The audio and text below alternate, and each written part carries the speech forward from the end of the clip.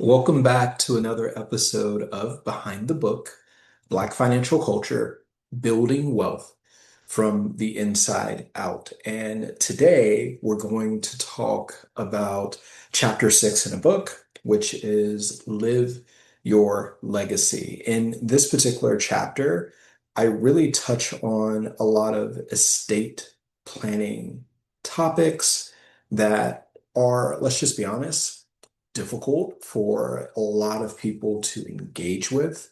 I think there are a number of reasons for that. The first, it kind of reminds us that we don't live forever. And I think that we oftentimes navigate life with this illusion of control. And there are a number of things that are uncertain and not promised to us.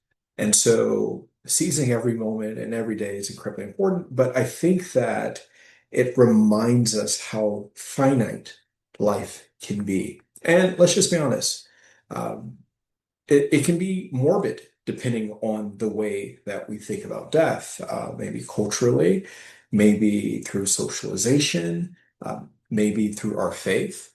So there are a lot of internal things that kind of come into play here that we have to be mindful of in order to do the appropriate things that we need to do so that our legacy remains intact and the things that we hope to impact our family and our communities live well beyond us. The other thing that I think is incredibly important as it relates to living our legacy, or just using that language generally speaking, because life is finite. And money in and of itself can be incredibly fleeting. Even if we have a lot of it and we leave it to our heirs, it doesn't necessarily mean that it's going to benefit them in the way that we hope that it would benefit them. Yes, it could help them considerably, but that depends upon their capacity to manage those resources or to be whole individuals and not wounded individuals with significant deficits that need to be filled. Because then otherwise, a lot of money being given to someone who is navigating a lot of hurt can ultimately become something that is used to soothe themselves, and oftentimes not in a healthy way. So, in this particular chapter, yes, I talk about estate planning stuff, advanced directives and wills, and all the other different things that are kind of uh, normal pieces of the conversation. But one of the areas that I'm encouraging you to consider and think about are the internal things that you can leave as a legacy: joy, laughter, humility, generosity, wonderment, a sense of adventure, compassion, grace, kindness, vision, warmth, unconditional love. And the beautiful thing about all these things is that these are the things that are more likely to last generations beyond us. Just like hurt people, and that can be perpetuated for generations.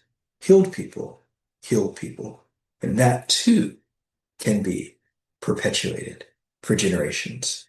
So when we think about our estate, we oftentimes think about the physical manifestation of our estate, our property, our investments, our business affairs, like those types of assets.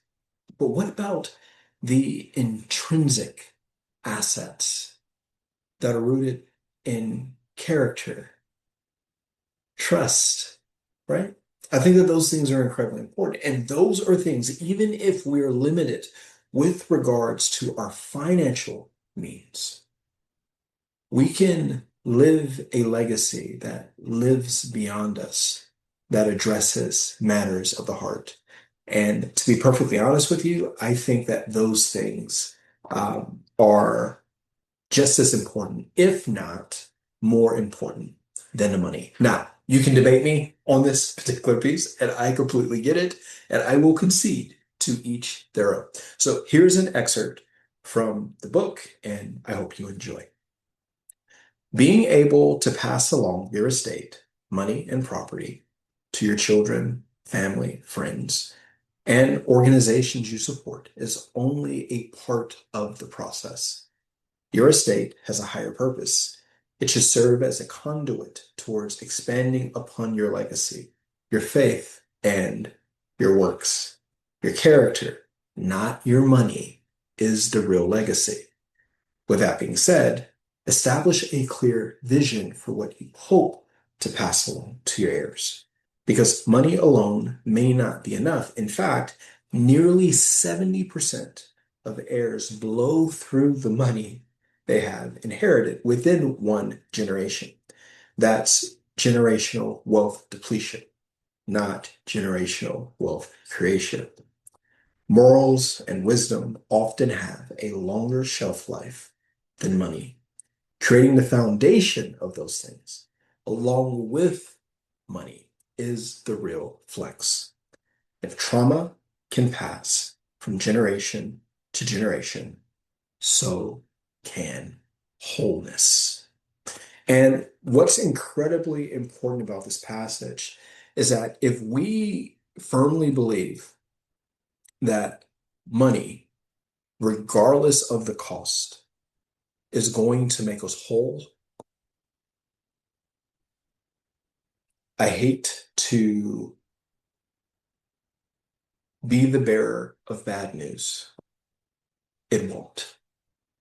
And what happens oftentimes is that we will live an entire lifetime trying to secure the bag, but being dismissive of securing the heart. And because we have not addressed the latter piece, we feel as if more of the bag will address more of the heart issue. Well, the bag never does effectively address the heart, which is why there is such, which is why there are significant conversations right now around therapy and things of that nature to help people address woundedness in ways that money cannot. And so I don't want any of you all to think that, oh, I don't have to do these other things that are matters of the heart things because the money will assist in that regard. It doesn't. In essence, what it becomes something is a self-soothing mechanism that individuals blow through because they believe that it will help make them whole, but it doesn't. And this is a really, really big conversation. Instead of prioritizing and focusing primarily with regards to what you may leave your family financially or estate related things, what things do you want to live out while you are currently here that can have a profound impact on a family's memories, sense of connection and identity and purpose and love and joy, warmth and togetherness that you cannot do once you are gone. You can only do those things while you're here. And if you live those things out with just as much conviction as you have for chasing and pursuing the bag or more money and prestige, then those things actually have an opportunity to compound and grow exponentially for generations to come. So instead of thinking about what it is that you desire to leave your family, I want you to think about this differently. What do you desire to live out while you are still alive?